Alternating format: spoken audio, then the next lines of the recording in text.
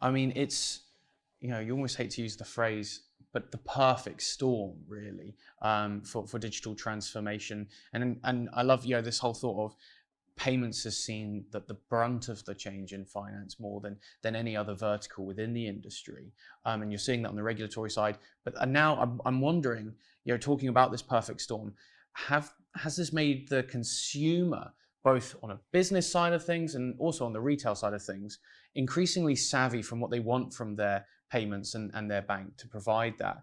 So let's talk about this new paradigm, because we've been talking about it in abstract thoughts.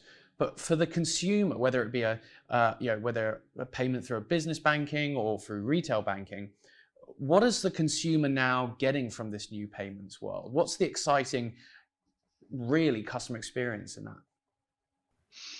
Well, I mean, much of the change that we've seen over the last 5 years has been about a couple of different things. It's about putting consumers in control of their money, yeah, and their data. So if you are a business or an individual and you choose to work with a different third party, you should be able to have access to your data, and you should be able to initiate payments and move money with whomever you like, provided they're a sort of suitable regulated entity. That's about consumer choice, and that's a good thing. It's a global trend. This isn't a UK only thing, but that's a very, very good thing at a principle level.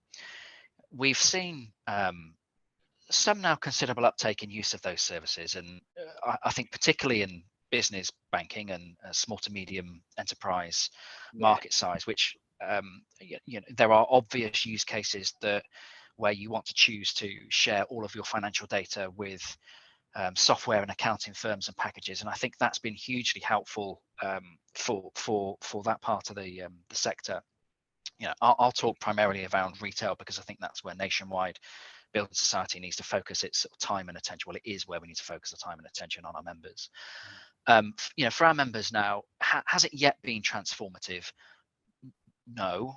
There are some really good emerging use cases that I think our members are starting to benefit from, and that is about moving money using bank-to-bank payments via APIs, and we can increasingly see our members starting to use this capability.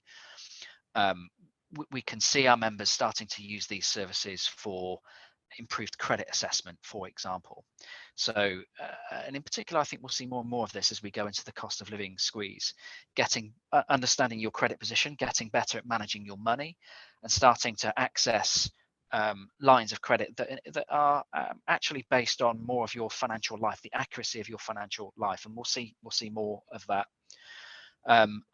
Open banking as a sort of a way of accessing money in Nationwide is probably addressing now perhaps about 10% of the members that could use it. So, there's a long way to go, but I do think it is starting to have an impact for our members. And I think payments and the movement of money, particularly, is at the core of where I think consumers will get that choice.